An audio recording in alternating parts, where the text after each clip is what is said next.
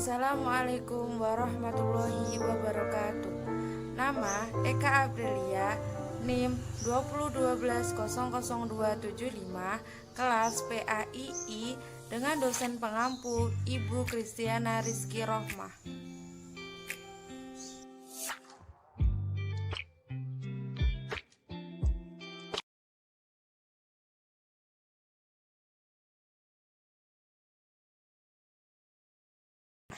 Assalamualaikum warahmatullahi wabarakatuh. Selamat pagi anak-anak. Pertemuan hari ini kita akan mempelajari bab materi tentang zakat. Sebelum kita mulai pelajarannya, kita awali dulu dengan berdoa ya. Berdoa dimulai.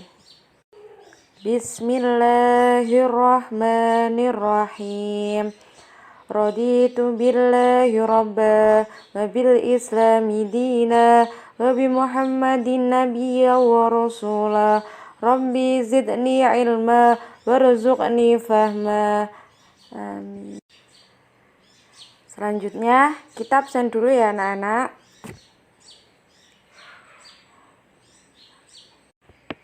Tujuan pembelajaran kali ini adalah 1. Menjelaskan pengertian zakat. 2. Menyebutkan macam-macam dari zakat. 3.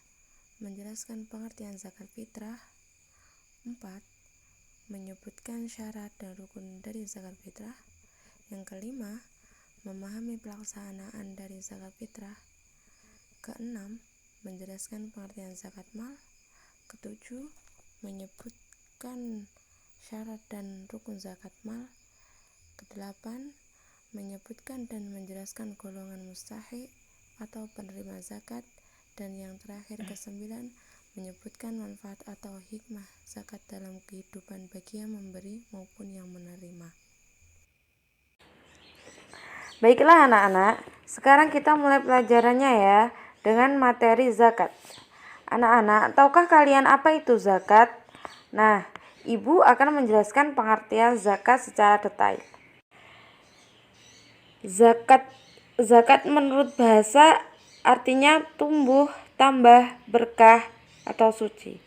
Sedangkan menurut istilah, zakat adalah sejumlah harta tertentu yang diwajibkan oleh Allah Subhanahu wa taala untuk diserahkan kepada yang berhak menerimanya dengan syarat-syarat tertentu.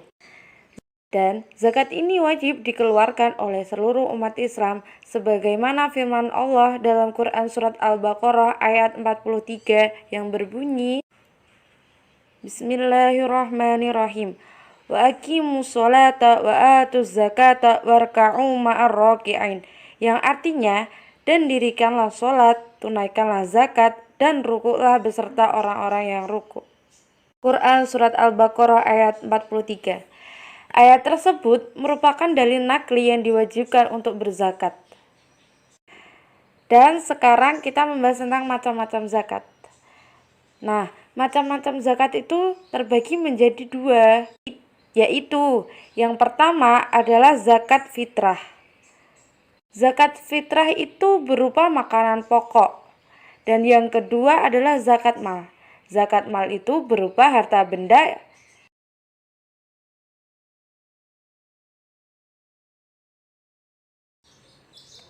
Sekarang, yang pertama kita akan membahas tentang zakat fitrah. Zakat fitrah menurut bahasa adalah tumbuh dan berkembang. Sedangkan arti zakat fitrah menurut istilah syara yaitu sejumlah harta tertentu yang diwajibkan Allah dan diserahkan kepada orang-orang yang berhak menerimanya atau mustahiq. Zakat fitrah juga dapat diartikan sebagai sebuah ibadah tersendiri yang dilaksanakan untuk mengakhiri bulan Ramadan.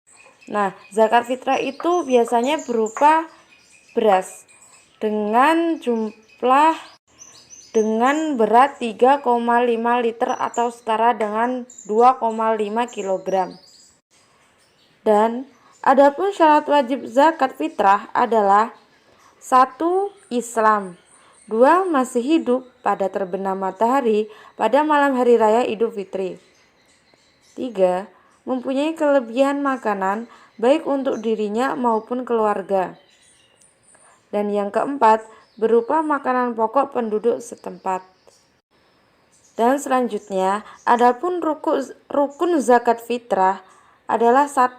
Niat, 2. Ada pemberi zakat fitrah atau muzaki, dan yang ketiga ada penerima zakat fitrah atau mustahi, dan yang terakhir keempat ada barang atau makanan pokok yang dizakatkan. Nah, pada pelaksanaan zakat fitrah itu ada 4 waktu pelaksanaannya. Yang pertama adalah waktu wajib. Waktu wajib itu saat matahari terbenam di hari terakhir Ramadan menuju Idul Fitri. Yang kedua, di waktu sunnah. Di waktu sunnahnya itu sholat subuh dan sebelum sholat Idul Fitri dilakukan. Yang ketiga, waktu mubah. Waktu mubah ini awal bulan Ramadan sampai hari terakhir Ramadan. Dan yang keempat terakhir, waktu makruh, yakni setelah sholat Idul Fitri tetapi saat sebelum matahari terbenam pada hari Idul Fitri. Selanjutnya, yang kedua kita akan membahas zakat mal. Zakat mal adalah mengeluarkan sebagian harta yang dimiliki karena telah mencapai nisab dan haul sesuai dengan ketentuan syariat Islam. Nah, zakat mal ini biasanya berupa hasil perniagaan, hasil pertanian, hasil emas atau perkembangan hasil peternakan, harta temuan, atau juga bisa berupa zakat profesi. Selanjutnya, adapun syarat wajib zakat mal, yang pertama adalah Islam, yang kedua adalah balik, yang ketiga berakal sehat, yang keempat merdeka, yang kelima milik sendiri dan berkuasa penuh menggunakannya, yang terakhir keenam mencapai 1 tahun atau al-haul. Selanjutnya, adapun rukun zakat mal ini terbagi menjadi 4. Yang pertama adalah niat, yang kedua pemberi zakat atau muzaki, yang ketiga penerima zakat atau mustahi, dan yang terakhir keempat harta yang dizakatkan. Selanjutnya adalah mustahi atau penerima zakat. Berdasarkan Quran Surat At-Taubah ayat 60, Allah telah berfirman bahwa penerima zakat ada 8 golongan. Salah satunya adalah fakir. Fakir adalah orang yang tidak memiliki harta. Yang kedua, miskin. Miskin adalah orang yang penghasilannya tidak mencukupi. Yang ketiga, amil zakat. Amil zakat itu adalah panitia penerima dan pengelola dana zakat. Yang keempat, mu'alaf. Mu'alaf adalah orang yang baru masuk Islam. Yang kelima, rikob. Rikob itu adalah hamba sahaya atau budak. Yang kelima, ada ghorim. Ghorim adalah orang yang memiliki banyak hutang. Yang ketujuh, ada fisabilillah. Fisabilillah ini adalah pejuang di jalan Allah. Dan yang terakhir kedelapan, Ibnu Sabil. Ibnu Sabil ini adalah musafir dan para pelajar perantauan. Ada manfaat atau hikmah zakat dalam kehidupan ya anak-anak. Dan yang salah satu manfaat atau hikmahnya itu adalah 1. Sebagai tanda syukur kepada Allah Subhanahu wa taala. Yang kedua, melaksanakan kewajiban agama. Yang ketiga, untuk mensucikan harta yang dimiliki. Dan keempat, mendidik agar bersifat mulia dan pemurah. Dan yang terakhir, membersihkan diri dari sifat kikir dan tamak. Itulah manfaat atau hikmah zakat bagi yang mengeluarkan.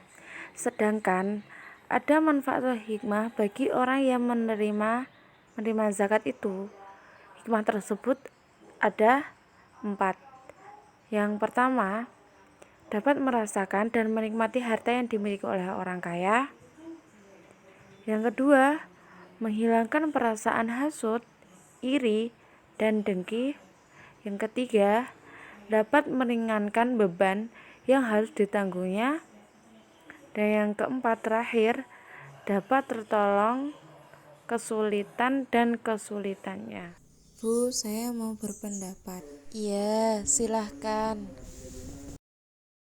Dengan mengeluarkan zakat, sebetulnya untuk bekal investasi nanti di akhirat, bahkan akan dijauhkan dari musibah. Zakat tidak hanya sebagai bentuk rasa syukur dan taat kepada Allah SWT, tetapi di balik itu semua terdapat banyak golongan yang secara langsung telah kita bantu perekonomiannya. Itulah pendapat saya, Ibu. Ya, terima kasih atas pendapatnya. Ya, pada pertemuan ini tugasnya adalah mencari contoh soal zakat fitrah dan zakat mal. Motivasi hari ini adalah tidaklah akan berkurang harta yang kita infakkan atau sedekahkan dengan ikhlas karena Allah Subhanahu wa taala. Melainkan Allah akan menggantikannya dengan berlipat ganda. Mudah-mudahan pelajaran hari ini bisa bermanfaat dan bisa dipahami bagi kita semua. Sekian, terima kasih. Kita tutup dengan berdoa. Wassalamualaikum warahmatullahi wabarakatuh.